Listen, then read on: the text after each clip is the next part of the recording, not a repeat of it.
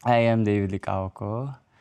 I work in GMA as an actor and entrepreneur.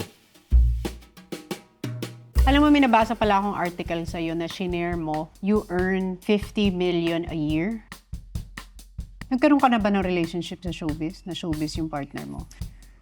Ay, tumatawa ka na. Talagang parang natawa ka na lang bigla. Siya ba ang steadfast na love team mo ngayon? Yeah. Pero iba yung ngiti mo, ha? Talagang natatawa ka na lang, ha? Masabi ako dito eh. Paano nga yun? Pareho kayong single. Paano nyo hinahandle yung lahat? Inaasar kayo, tas lahat gusto kayo magkatuluyan.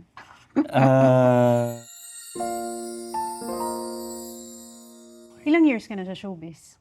2017. Start na ba to? Oo. Ito na yung interview? Ay! Okay. Galing Alam ko lang. 2017. So parang halos bagong-bago. I mean, started modeling mga 2014. 2017 ba yung Chinatown, Mr. and Mrs.? 2014. Paano ka nakasali doon? Parang nakita ko yung previous year, 2013, di ba? It was in ABS nga for the first time. Kasama ko tong Chinese maybe next year I can try. Pero na-discover ka talaga sa Boracay? Boracay. Oo. Kasi uso before yung Lay Boracay. Nag-party-party lang, tapos may nag-approach lang sa akin na parang talent scout. Asked me if I wanted to be a model. Sabi ko sa mom ko, tinext ko siya. Sabi ko, ma, may nag-invite sa akin maging model. At that time, parang hindi ko maniisip na may tsura ako. For me at that time, maganda lang yung katawan ko kasi nga we were preparing for it. Ilang taon ka lang nun? Nag-start ka ng mga ganun? I was 18, I think. Batang-bata pa. Parang, technically, parang halos totoy pa yun. Yeah, Pag 18, oo, 17, no? oo. Pero yung bata ka, ang pangarap mo ba mag-artista? Hindi. Hindi talaga. Ang dream mo was? Was to become a basketball player professionally. Pero never pumasok sa isip ko na pwede akong maging actor. Until 2017 nga. Kinuha na ako ng GMA. So, nag-ABS for a while, pero doon talaga nagtuloy-tuloy sa GMA. Yeah. Pinaka-regular show ko talaga was Mulawin versus Ravenna. Yeah, but at that time, I didn't like acting pa eh. Hindi mo pa gusto? Hindi pa. Dahil? Hindi ko pa alam kung ano yung ginagawa ko actually. So, parang naglalaro lang ganun. Naglalaro lang. Tapos kumikita ng pera. Kumikita ng pera. Tapos may fame. Oo, ganun. A little bit of fame na parang, Enjoy. Oo, ganun. Until such time na na-realize mo na, pwede pala itong maging trabaho. No, this is something na pwede kong seryosohin. Yeah, exactly. Yung craft. Yeah. Hindi lang siya all glitz and glamour. Yeah. It's hard work. Yung pagiging aktor. Yeah. So, sineryoso mo siya after Mulawin? Siguro nagustuhan ko siya noong mga 2021. Yung show ko na Heartful Cafe. Parang doon ko na-realize na parang, wow, saya pala mag-acting. Diba, nag-acting workshop ako.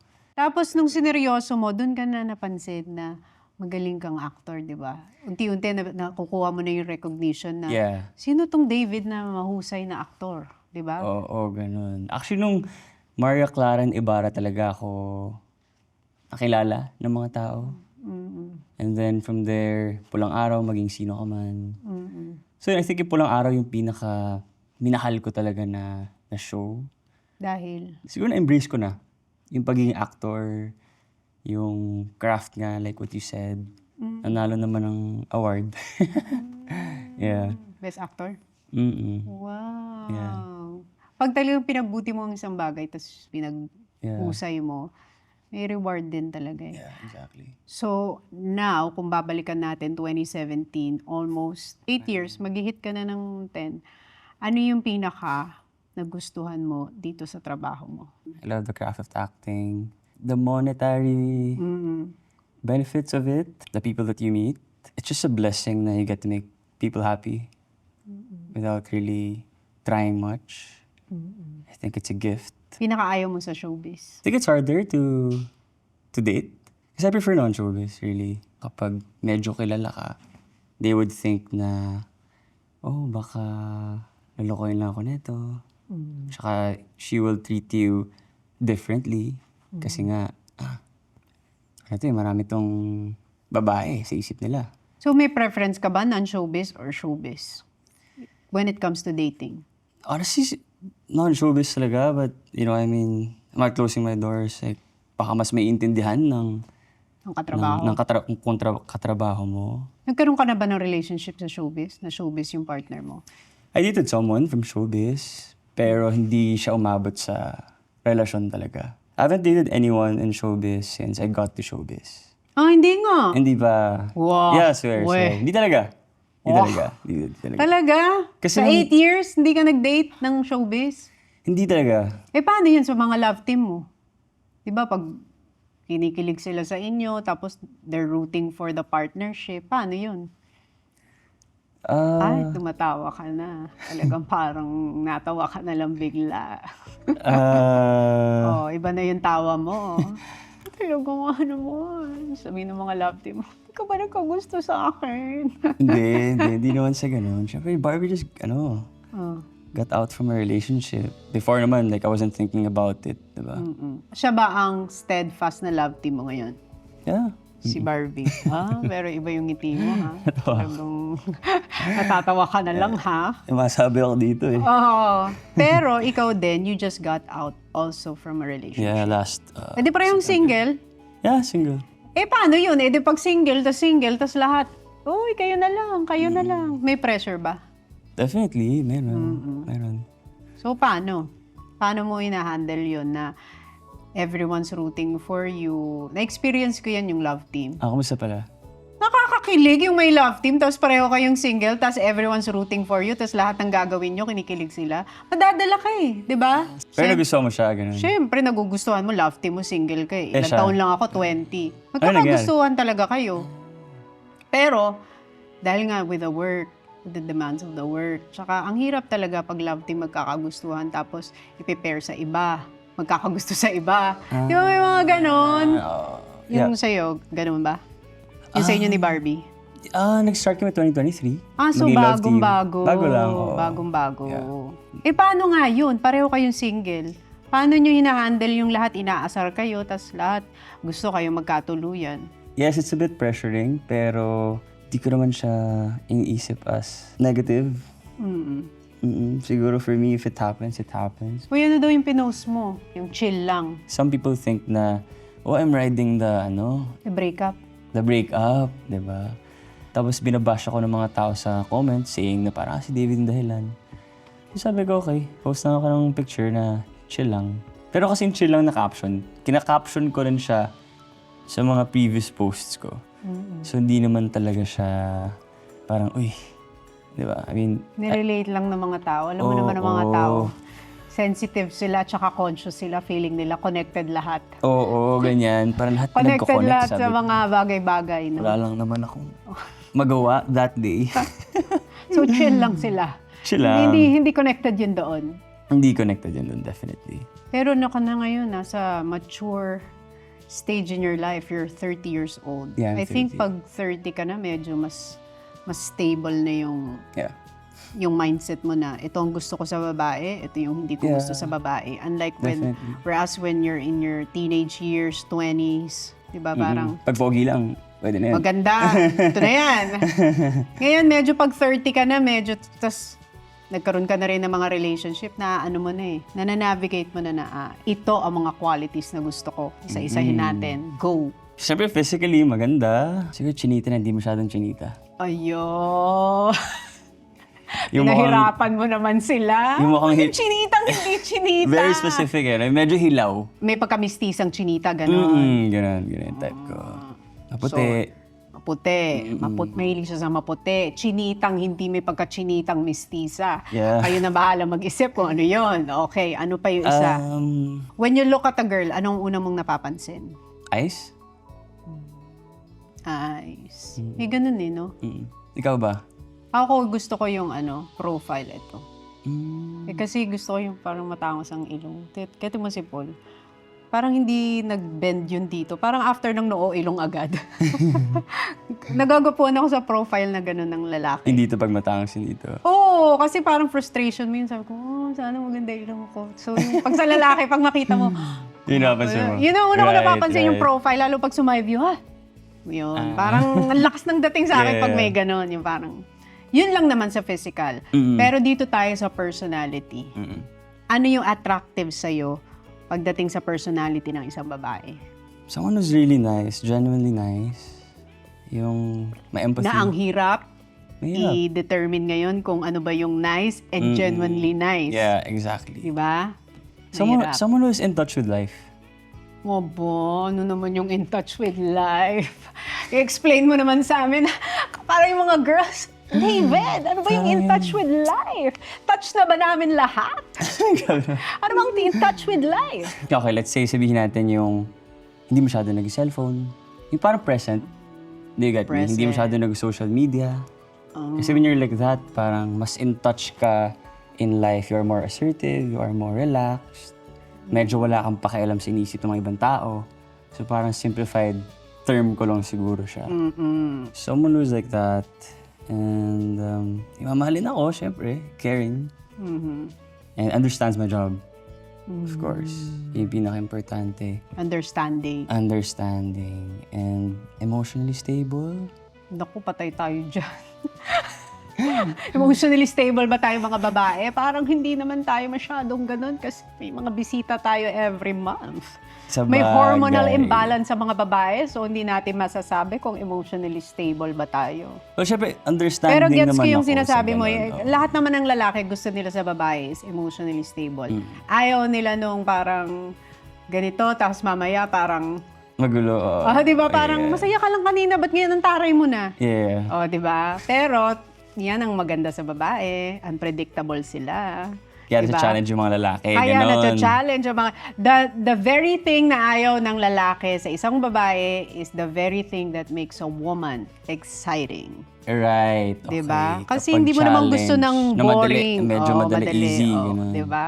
When do you see yourself settling down? As soon as I find the right one, and kapag okay na ako sa career ko, kapag nasabi ko sa sarili ko na, okay na ako. Yung roles ko kasi, leading man eh.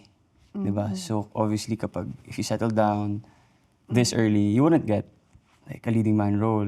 I mean, do you agree? Oo, with kasi parang maano ka na as married Yeah. typecast. Oo. Oo, siguro ganun. So gusto mo munang ma-maximize. Maximize everything I can get from showbiz. Pero feeling ko, when it comes to being financially stable, parang nandun ka na. Kasi isa sa mga trait ng mga Filipino-Chinese is masinop sa pera. Yeah. And business-minded. Mm-mm. Doon lumabas yung pagka-Chinese mo. Yeah. Kasi ang dami mong business. Sakto lang. Enumerate natin ang mga business mo. Ano mga business mo? So, I have Sobra Cafe Oh. in Molito, Alabang, and Opus Mall in Quezon City. So, punta kayo doon. Promote no? So may cafe ka. Ano pa yung isa mong business? And then I have Kuya Korea. It's a fast food. Korean fast food. Casual fast food. We have an SM Clark, SM Manila, and Araneta Center, Cubao.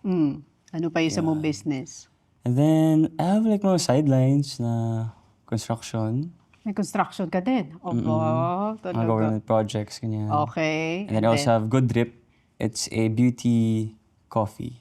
Opo, talaga. Yun lang so far. So, yun ang mga businesses. Paano ka naka-venture into putting up businesses habang busy sa career? Paano mo nagawa yun? Early stages of my career and early stages ng negosyo ko, kaya isabay eh. In between takes, I would make calls, I would think kapag nasa tent, ganyan. During pulang araw, I would say na medyo napabayaan ko yung mga Yung negosyo mga ko. business. Oo. Yeah, so right now I'm really trying my best to be able to balance both. Really, which is challenging talaga. Alam mo, may nabasa pala akong article sa'yo na shinare mo, you earn 50 million a year from all your businesses. Oo nga eh. I had an interview, parang ambush interview siya, na TikTok creator siya. Nag-interview sila ng mga successful entrepreneurs na parang, hey, what's your biggest earning in a year? So, sinagot ko lang siya in a way na parang hindi big deal, actually. Hindi, Talagang oo. sila lahat, 50 million, paano ba yan, David? Hindi, ano Paano lang yun. namin kikitain Joke yan? lang yun. Hindi, pero ang galing kasi masinop ka sa pera. Sino nag-handle ng finances mo? Ako lang din. Hindi lang talaga ako magastos. Yun lang din talaga. Like, I have to think twice, thrice, so many times para bumili ako ng isang mahal na gamit. Oh, so yun pala ang reason para mabot tayo ng 50M a year. Huwag tayong magastos. Simple lang ang sagot. Tsaka sipagan, syempre. Magsipag at huwag magbibili ng kung ano-ano. Huwag bibili ng mga... kung ano-ano. Pero sa April 19, what is showing? Samahan ng Makasalanan. It's a movie under GMA Pictures. Yeah, so... Ano yung samahan ng makasalanan? Sino yung makasalanan? Yung mga tao sa paligid ko, sa isang city, so nandun si Sanya Lopez, si Sir Joel Torre. Napakagaling ni Sir Joel Torre, ang acting, grabe. And so many more. Basically, ako yung doon, pare. So, babago-bago ko sila. Yung mga masasama nilang ginawa. So, manood kayo. But if you look back sa 8 years mo sa showbiz, what's the biggest lesson na natutunan mo dito sa journey mo? Pakikisama. Kinailangan kong i-work on yung, let's say, communication skills, yung mindset. Introvert ka ba? Yeah, introvert. Mahirap. Actually, mahirap din sa introvert yung nasa showbiz. Are you introvert? Oh, introvert ako. Wow. If you're an introvert, you should read the book Quiet by Quiet. Susan Cain. Binigay siya sa akin ng boss ko, si Sir Carlo Katigbak. Kasi napansin niya na medyo socially awkward din ako sa mga gatherings. Tapos sabi niya, "Are you an introvert?" Sabi ko, "Yes, opo." So he gave me that book. It's just like to help you understand your personality and how you can cope up in an extrovert world. Pero ikaw, meron kang preparation. Let's say, for example, Tony Gonzaga, the host ako. Yun yung naintindihan ko sa akin. Introvert ako, pero I am an extrovert pag nasa trabaho ako. When I'm on stage. Okay. Parang I'm able to express the Shift. other side of me Right. na hindi ako in real life. Yeah, okay. Pero, ano yung gusto mong malaman nila about David? Simple lang ako. Diba? Like, siguro nisip ko sila mga tao na kapag siguro may negosyo, na showbiz, na yan. Pero actually, hindi naman. I mean, I think I'm still the same. David 10 years ago, still the same. They can talk to me. They want. I'd be happy na kausapin sila.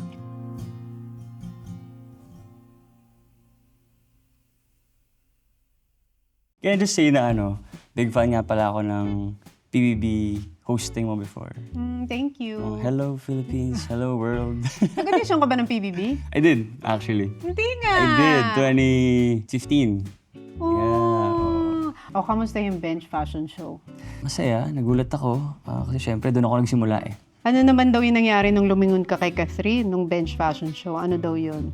Napatingin lang ako sa kanya kasi syempre, dumaan siya eh. Oh. Sinabi lang siya sa akin na nakalimutan ko. Tapos parang sabi lang niya naman, let's go. Oh, yung palang sinabi, let's go. Yeah, ganun lang.